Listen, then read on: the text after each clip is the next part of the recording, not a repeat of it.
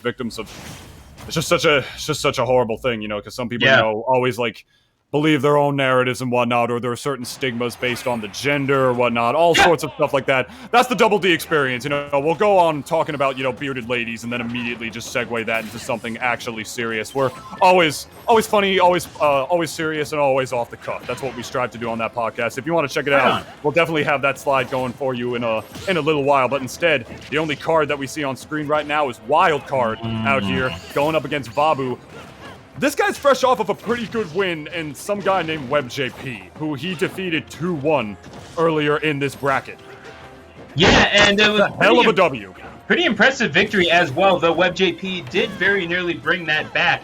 A very different kind of beast in Vabu, this hero who perhaps garnering a little bit of inspiration from... Oh, what a swing of the sword! You talk about inspired play. How about taking that first stock at 18% in Tunis? Oh my god, you want to talk about stocks like we were earlier, bro? That's a Barry Bonds right there out of the damn park. Definitely with the roids, too, and everything, because he's playing hero and he got the oomph buffs and everything. Yeah, 91% on Vabu. First stock. Come on, that was good, Stu. It wasn't good. Stu didn't like it. All right, we got Vabu. We're getting stage control right here. He's got the Accelerate out. Looking pretty good right now. I mean, it's definitely harder to approach a character like Hero, especially when he has Accelerate out. It's the kind of stuff where instead of sort of swinging towards him, you kind of got to swing where you know he's going to be, rather than like just sort of fighting him head on, because that's, you know, as soon as Hero has Accelerate, they're just going to be bouncing around the stage like it's their bar mitzvah, just jumping around like it's their birthday party, something, whatever. And if there's any character that I feel can really sort of intercept, you know, Hero's Accelerate and beat him to the punch, it's a character with as many insane projectiles and range as Richter. Yeah, honestly, I mean, when you have something like the longest ranged F smash in the entire game, when you have short of Min-Min, obviously, and then yeah, with Boomerang, Cross, and Axe, where you're able to call out so much stuff, and the shield breaks, no RNG there. Just oh my gosh, okay, there you go. Well, not enough to kill, but nevertheless, you got there anyway. Wild card. Oh man, it's always a ride when there's a Belmont on the screen, isn't there, in Tunis? Absolutely, my friend. The character that is, despite the Wi-Fi era, none too commonly seen. You know, there are some stigmas about him that he's as bad online as he is offline. But my man, Wildcard is out here to prove to you that is not the case.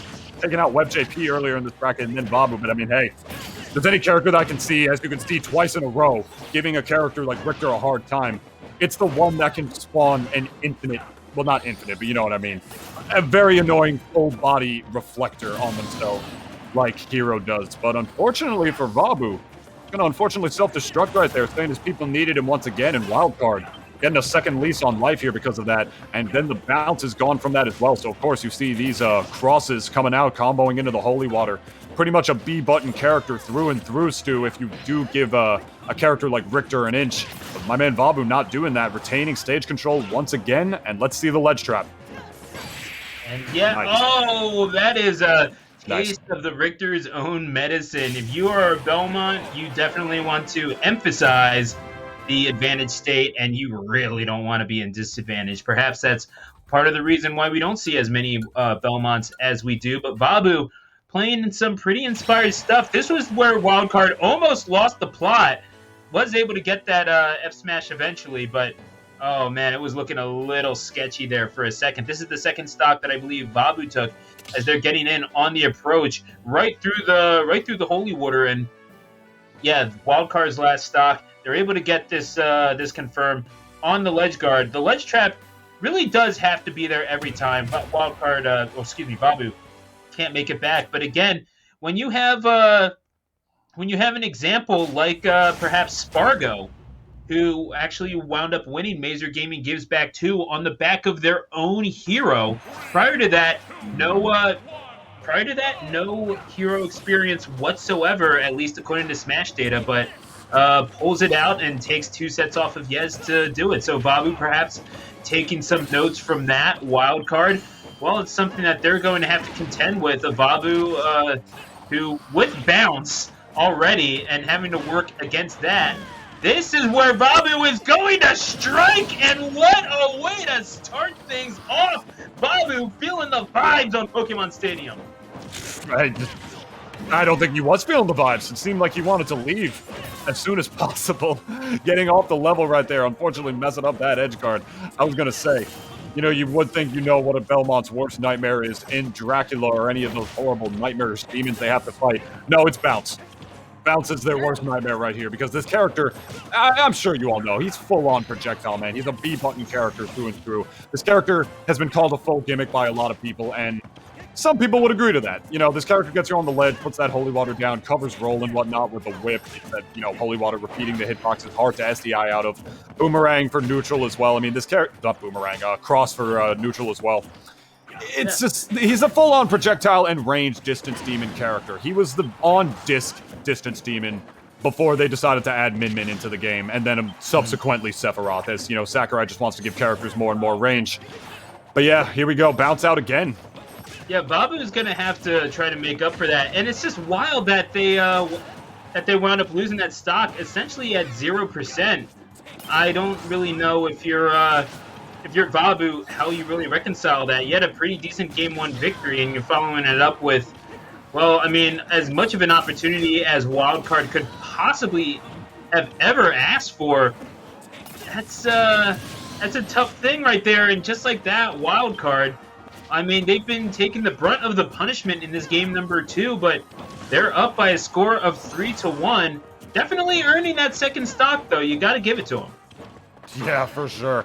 Out here with the monster power that only a Belmont can wield right now. This is where a Belmont can be so scary. You know, pretty much any character when they have a lead. You know, if you players know what you're doing, you can like find a way to force your advantage, whatever way that you can make yourself difficult to approach, while you can just keep the aggression on your opponent as well. When it's a Belmont, man, when you're the one who has to climb that mountain, that's already difficult as hell. This character can just retreat against you and throw these projectiles, keep you on the ledge for just about ever as he tries to kill with the rage and oomph up throw right there. Boom's going to take the stock, though, from the other side of the level, but he's still got a whole another one to climb before he can even get this, before he can even get Wild Card down to last stock. Now he's got him right on the ledge, exactly where he wants him. That's you know, the Richter special. It's the Richter dinner, if you would. You know, you put that holy water down, you know, you sauce him up a little bit, make sure you moisten it up before you put it in the pot, and then you just give it that kick from a good distance, for a good distance away. It's rule number 1 of cooking, ladies and gentlemen. You never cook bacon with your shirt off, ever. And that's why you see Richter keep his distance away from Hero right now. Fair enough, but definitely but it's going to be Wabu's going to have to make Wildcard feel the sizzle one way or another. They wound up taking a stock, but yeah, a JV3 is not a good look whatsoever if you are Vabu. So if you're Wildcard here, this is where you have to distinguish yourself from Vabu in the sense that you can hold momentum. Vabu was feeling himself all the way through that first stock, and then he lost it off of the ledge.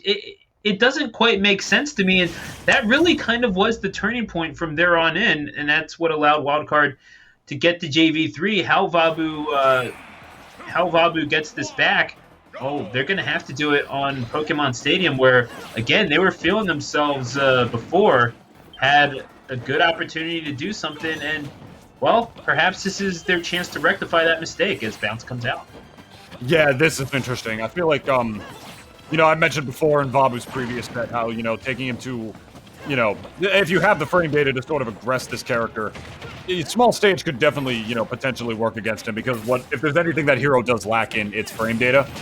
Yeah, Pokemon Stadium, oh my god, forward smash not killing.